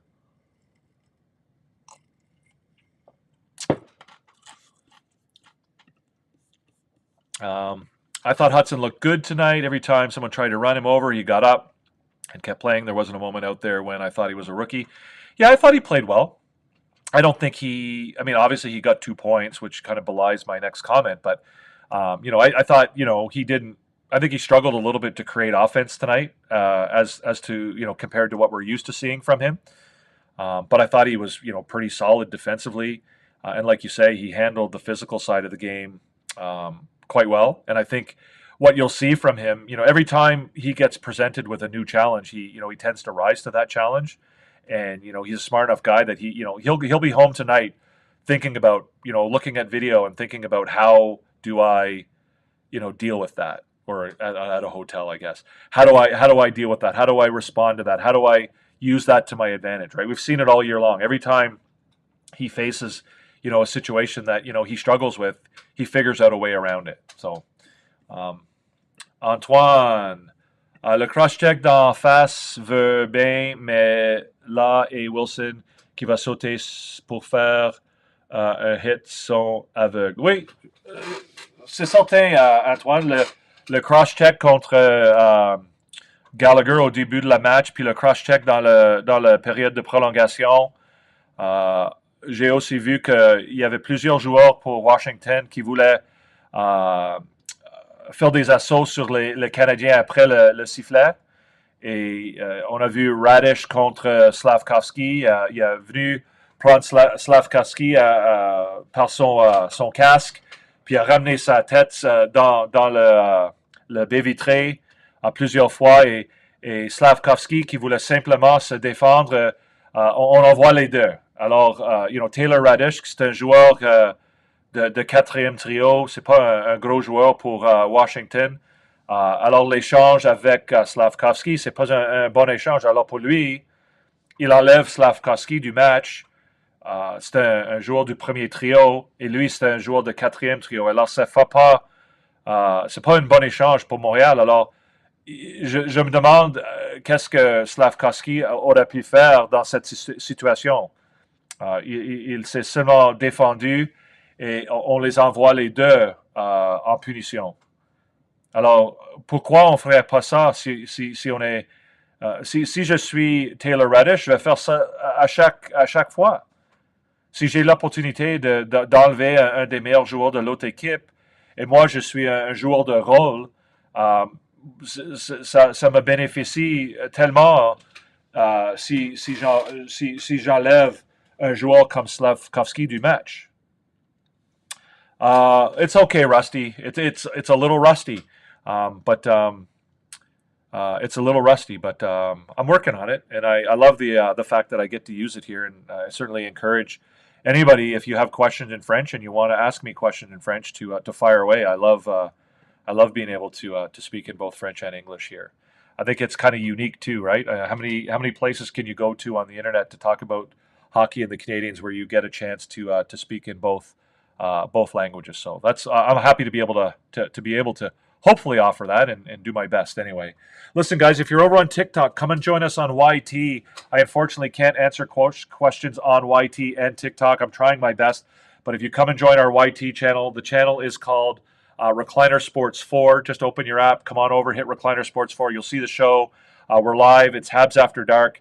If you come in, you can get in the comment section here. You can also get a better benefit of the show and see all the graphics and all the other fun stuff that we got going on over here. But everybody's welcome, and we'd love for you to come on over. We're going to be on for about another 10 minutes or so. Then I got to shut things down. It's almost 1 o'clock in the morning here in Halifax, and it's time for bed. So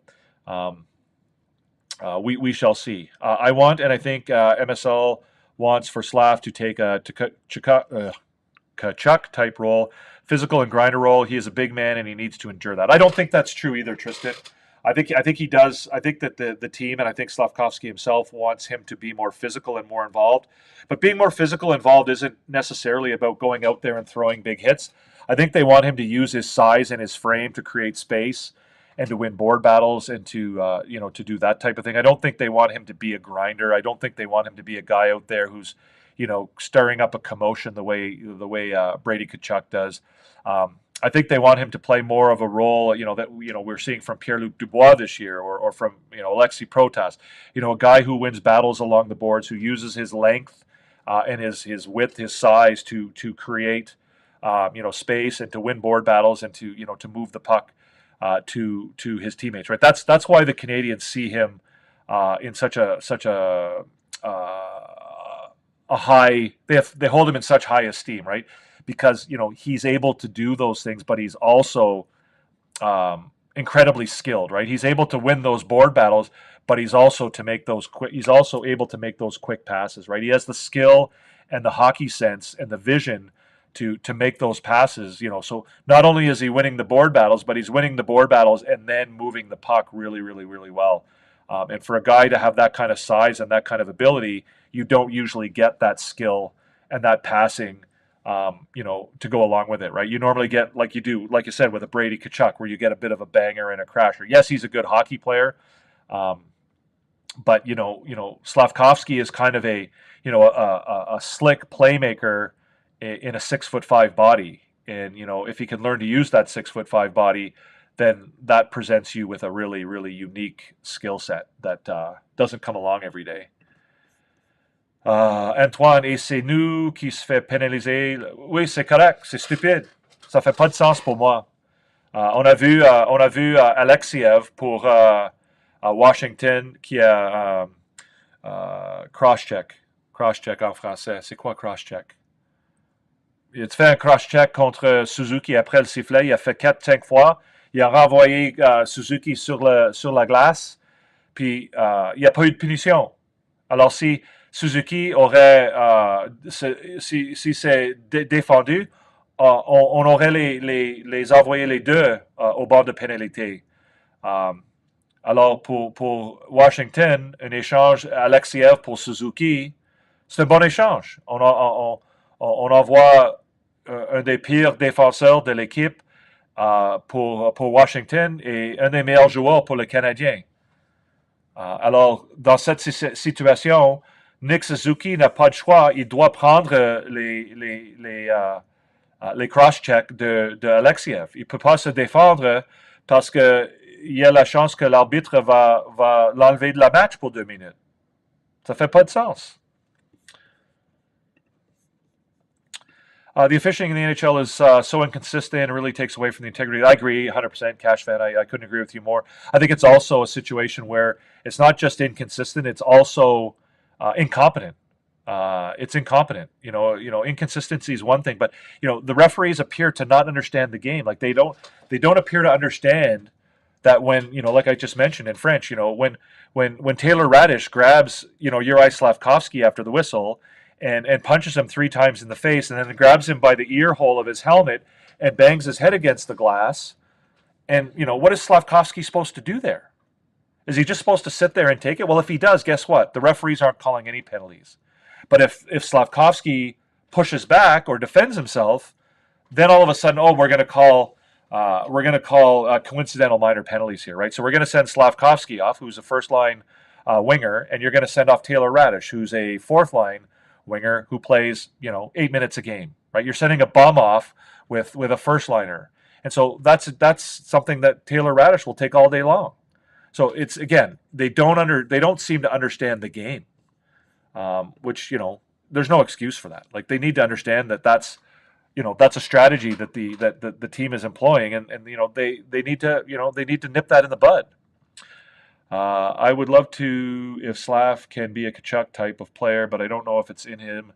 Get a nice hand. So if he's going to be again, I don't know that they want him to be a Kachuk type. I think when that whole Kachuk conversation came out, I think it was more about him being more physical and using his body to win battles. I don't think they want a guy who's out there banging and crashing and getting in fights and stirring things up. They want a guy who's using his body. There was a time at some point where we started calling checking hitting. They want Slavkovsky to be a checker. They don't want him to be a hitter. They want him to be a checker, and that's when he's playing his best game. Philippe Drolet. Bonjour, Philippe. Would I put Jack Guy in the lineup next game? Probably not. Probably not. I understand it was a rough game physically, like you say. But again, Jack Guy's been in the press box for, the better part of a month. It would be really hard to put him into his first playoff game after having sat out so long.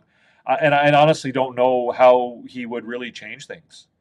If again, I've said this a few times on the show already, but, if somebody was going to fight a Washington Capital player tonight for a hit that they threw, Josh Anderson would have done it. Josh Anderson's perfectly capable of fighting anybody on the Washington Capitals. So if there was any hit out there tonight that the Canadiens felt particularly aggrieved by, or that somebody needed to defend or stand up, Jack Guy wouldn't have been different. And you don't want Jack Guy out there, throwing his body. I mean, yes, he's strong. But, again, he's not, a guy that you want out there running around trying to hit guys. And, being that he's been out of the lineup for as long as he has, that's, the timing is not, it's not an ideal situation to put Jack Guy in. Now, I will say that I didn't love the fact that they took Jack Guy out of the lineup a month ago. And I probably would have preferred to see Struble come out of the lineup. But again, it's been too long now. I don't think you can put Struble or put Jack Guy into the lineup now. So Andrew Tibbet's kind of asking the same question. I think the answer is the same, Andrew. I won't repeat myself. But welcome, Andrew. I think you're new here. Chris Tucker, I think you're new as well. Sam King, I think you're new as well. So welcome, guys. If you're not subscribed yet, please hit the subscribe button down below. If you enjoy the content, if you enjoy what we're talking about here, then certainly you're all welcome to be here. And I do appreciate you for being here and for contributing to the show. It's awesome to see you. Slav has too much skill to be only using the body. It's like I said, again, using your body in hockey is not just about body checking or hitting, right? It's about winning board battles. It's about getting, your body between your opponent and the puck, creating room for yourself. It's about knocking your opponent off the puck. It's not just your size, it's your length too, right? Using the length of your body and the length of your arms and your stick to create turnovers. It's about that, right? I don't think they want him out there to be a punisher. I think they want him out there to be a guy who learns how to use his body to do those other things, right? To create turnovers in the defensive zone, and to be able to move the puck really, really well. So I don't, you're right. He does have too much skill to be, to be a banger and a crasher. But I think they do want him to be more physical, in other aspects of the game. Sam King, Habs played a great game despite or considering their last spot in the playoffs. Yeah, I don't know if they had a great game. They had a good game. I think they had an inconsistent game, which again has been kind of what we've been seeing from them lately. They haven't really been able to put a full 60 minutes together in some time, and that's kind of, I think, what you hope to see. And if they can take, the way they played in the third period and carry that over to an entire game on Wednesday, I think that we'll see a lot more from them. You say cross-check in French as well, and cross-check. Mais il y a aussi un mot en français pour cross-check aussi. C'est mais je sais pas. Je le savais. Mais là, je le souviens pas. Let me see. I can find it here. Français.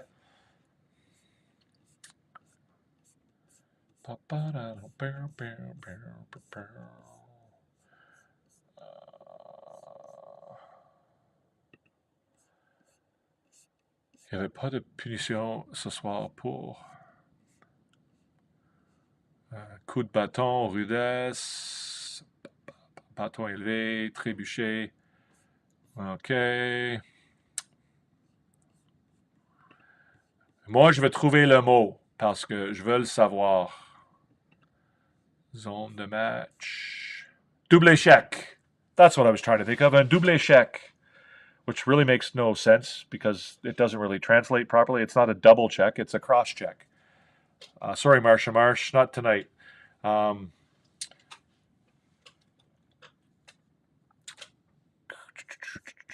Chris Tucker, the play leading to the defensive zone faceoff, leading to the goal was terrible. Shouldn't have been icing. Laine was trying to get the chip in, dump and chase. But yes, I did see that. Yeah.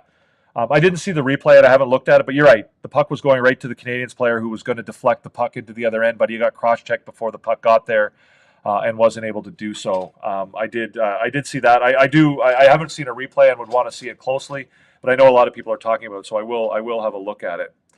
Philippe, what's your prediction for the series? You think we have a chance? I said Habs in 7, but from what I've seen, I think we're missing physicality. Again, I don't think the Canadiens are missing physicality. Again, the hits tonight were very, they weren't, I won't say they were close, but they certainly weren't outrageously in favor of Washington. I think 42-33. 42-33 were the hits. I think the Canadiens are perfectly capable of taking the physical game to Washington.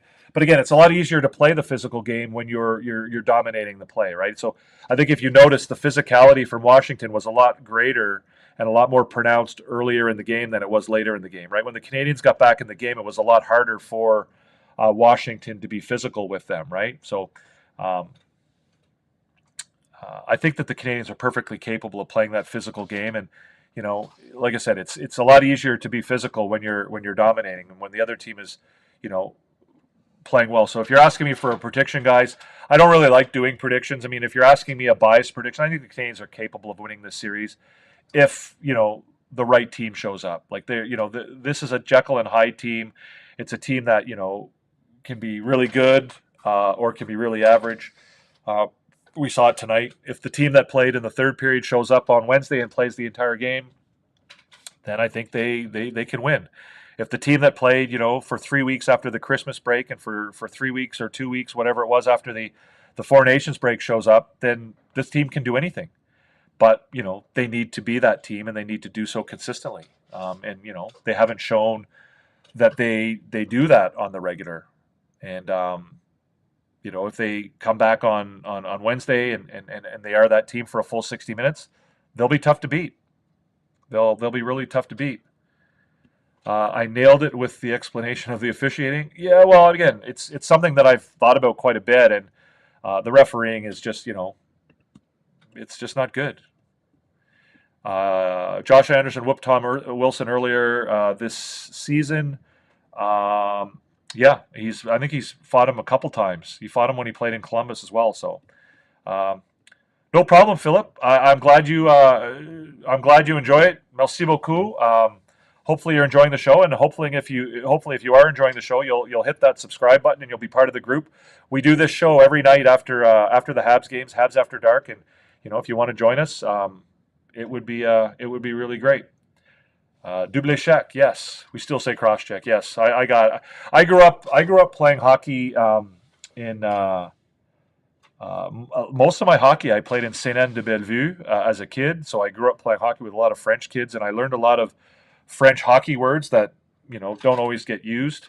Déblai le puck was one of my favorite. Déblai. But yeah, no, I grew up playing with mostly French kids, francophone kids in Quebec. But I've lived back here. I'm from Nova Scotia, and I've lived back here in Nova Scotia for quite a while. So my French just sometimes fails me a little bit, and I get a little bit rusty. But Monty really kept us in the game. Savard with plenty of great defensive plays. Hope to get a big win on Wednesday. Yeah, Savard was okay. Yeah, I thought Savard made some nice plays. Again, I think he's, I think his contributions or his ability to contribute are limited a little bit at this stage of his career. But I agree with you about Montembeault. Montembeault played really, really well tonight. Speaking of which, let's get to the A team, guys. Let's do this.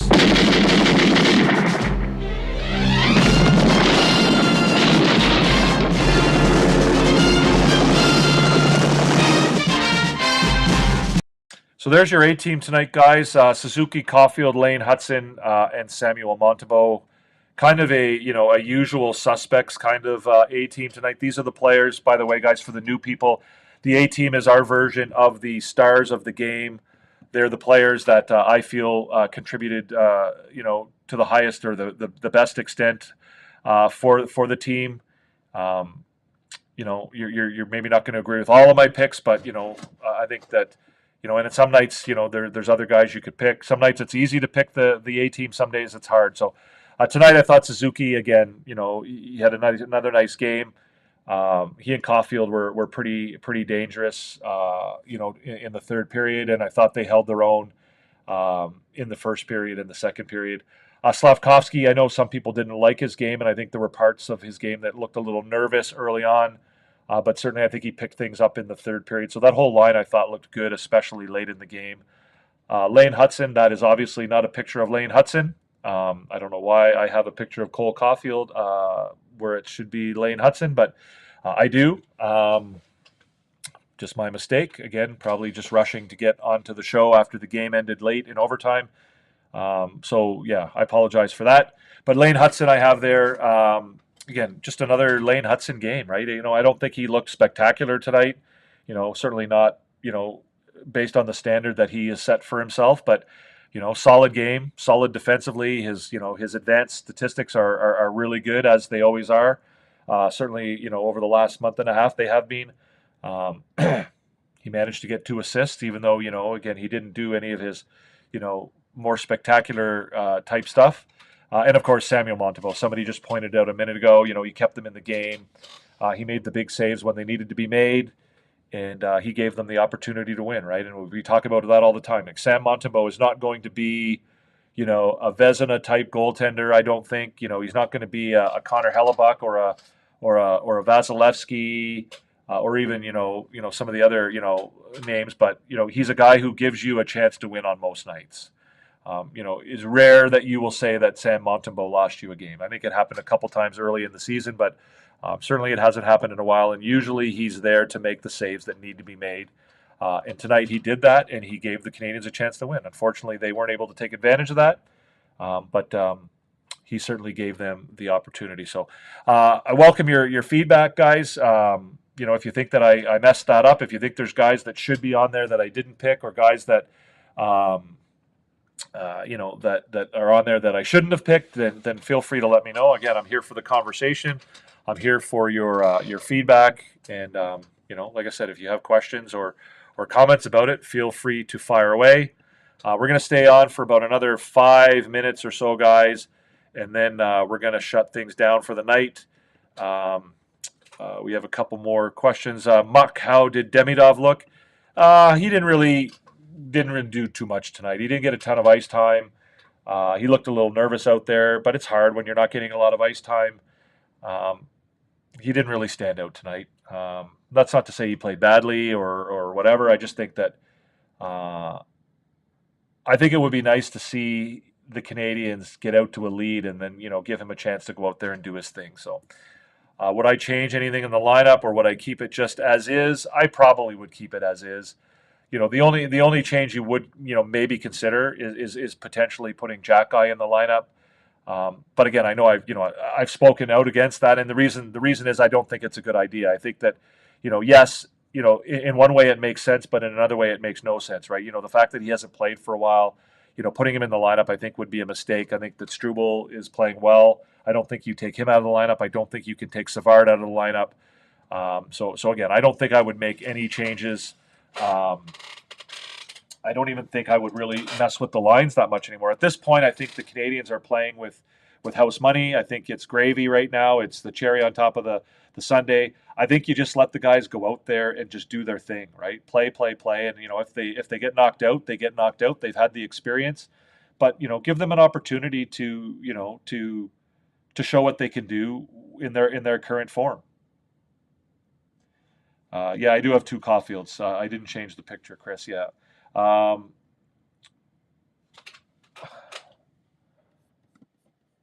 Yeah. Again, typically that's, again, I know a lot of people like to criticize Montembeault, and they like to, suggest that, maybe he's not a number 1 goalie, and, that, the Canadiens, can do better or whatever. But, he's a perfectly good goaltender. There's a lot of NHL teams that are in the playoffs right now that wouldn't mind having Sam Montembeault on their team. All right, Philippe, thank you very much. I'm glad you came over from TikTok, and I'm glad you subscribed, and hopefully we'll see you around. Like I said, we do Habs After Dark after every game, every Wednesday evening. We do a show called Habs Therapy Day. Today, I also released, by the way, if you haven't checked it out yet, I released a video where I did an interview with a podcaster from the Washington Capitals. He's actually not from Washington, but he does a Washington Capitals podcast. He does Japers Rink Radio. Gave some really nice insight and information about the Capitals. I think you really would benefit by having a listen. He had a lot of really interesting things to say, and I think you would really understand the Capitals a lot better if you did listen. So you can check that out as well. That was part of Habs Therapy Day. We also did a pre-game show today for Habs Therapy Day. I've been on the air pretty much since, 6 o'clock this afternoon or 6 o'clock this evening. So we're doing about 5 hours of content here for you guys today, and hopefully you guys will enjoy it. So, but I do appreciate you, Philippe, coming over. Philippe, I should say. Coming over from TikTok. For the rest of you guys, if you're over on TikTok, come on over to YT. Join the show over here. Recliner Sports 4 is the name of the channel. Give us, hit that subscribe button. Hit the thumbs up, guys. There's 10 of you in here. There's 12 thumbs up. I know there's guys in here that haven't hit the thumbs up yet. It really does help us out. It's just right down there below. Hit the notification bell. It really would be appreciated. Yes, Hudson with 2 points in his first playoff game. Again, Hudson's one of those guys, right? The best scorers, the best offensive players are the ones who are able to put points up even when they don't have their best games. And I don't know that offensively Hudson had his best game tonight, but he was still able to get on the board. I did the exact same thing, Philip. I've been watching this guy on TikTok since the start of the season. Great coverage and explanations, including. I appreciate it, Chris. And, it's what I do try to offer. And, again, I don't think we're going to agree all the time, and that's fine. We don't have to agree. Yes, I get salty sometimes. It happens. When you're on the air as often and as long as I am, it happens, once in a while, maybe a little bit more often than it needs to. But I do try and give you guys a nice place to have intellectual, objective conversations about the Canadiens and about hockey. And like I said, if that's interesting to you, something that interests you, then, we certainly are happy to have everybody. And we're happy to have you guys all here. And your contributions are greatly appreciated. And certainly, if you've subscribed, then again, we're happy to have you. And we're really, really happy to grow the family, right? I view this as a place where we can, I enjoy doing this, right? I'm not, again, I'm doing it for you guys, but I'm doing it for myself as well, right? Like I'm not, again, I'm not going to pretend that I'm some sort of saint that's, providing you guys with a service of some kind. I'm here because I enjoy talking about the Canadiens. So the more people that are in here, participating, commenting, asking questions, then the more fun it is for me. So I do appreciate it. And it is nice to avoid, dickheads on TikTok like Cocky McBlockerson over here, who says that Slam Bumsky at $8 million. First of all, he's not making $8 million, so you don't even know what you're talking about. But anyways, if you want to be a moron, morons are going to moron. What's up, Derek? Come on over to YT, Derek. Join our YT channel and come on over and join over here. It was a tough game for the Habs, I agree, Derek. But again, I think there's a lot of positives to take out of it. And I think there's aspects of the game that they can hopefully carry over to the next game on Wednesday. Yes, Tyrone, heartbreaker. You can come over here on YT as well, Tyrone. I know you're a regular over on TikTok, but pop on over to our YT channel. We would love to have you over here. YouTube baseball all day, every day. You're a regular on the TikTok, but we would certainly appreciate and love for you to come and join us over here and be a part of our group over here. Do I think the Habs will pass the first round? I don't know. I think they can. I think it's possible. But again, I don't think it really matters. Like I said, they're playing with house money right now.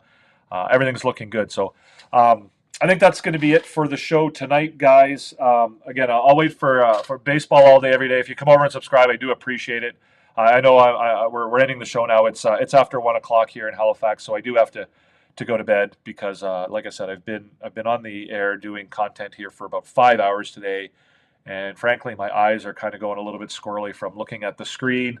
But I do appreciate anybody who comes over. Thank you for everything. Merci beaucoup tout le monde. On a eu l'opportunité ce soir de répondre à des questions en français. C'est une émission bilingue. On veut vous donner une émission bilingue. Alors, merci beaucoup pour m'avoir donné l'opportunité de vous répondre en français et de parler à propos des Canadiens en français. Thank you very much, guys. I appreciate everybody. Give me a thumbs up if you haven't hit the thumbs up button and you're enjoying the content. If you're watching in a replay, if you're watching after the fact, I know not everybody can hang around after the game and watch the show, while it's live. If you're watching, tomorrow morning or whenever you're watching, certainly feel free to hit that thumbs up button. That would be awesome. Subscribe. Again, if you have any questions or comments, feel free to put them in the comment section. I do my best to answer as quickly and as often as I can, whether it's right in the comment section or in the following show. But that is something that I do try to do. And so like I said, more subscribers. We try to get to 500 subscribers. That's a magic number on YouTube, 500 subscribers. And so we would like to try and get there. And when we get there, I'm able to offer you guys a little bit better content, a little bit more sort of the fun stuff that YouTube allows when I get to 500 subscribers. So that's it for tonight, guys. Thank you. Bonsoir. Merci, Philippe, Chris, Cash Fan.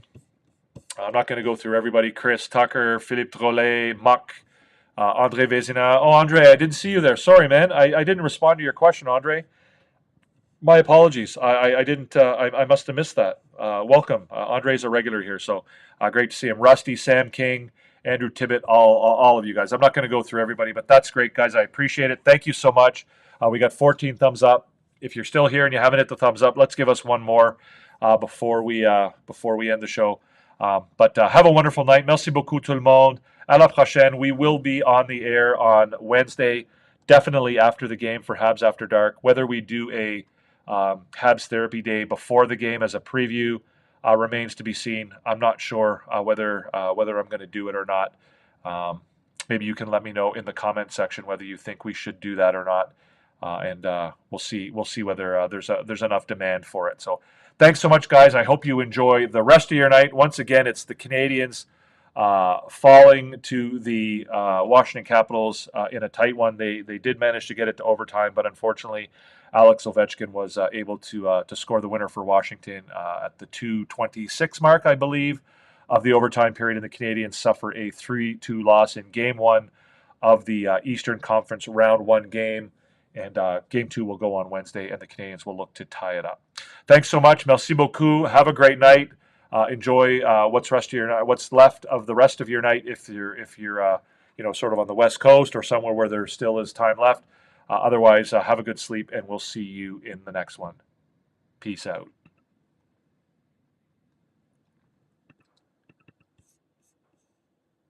To Hoffman, Monahan parked in front, docks a Caulfield, fires, scores! You are about to enter Habs After Dark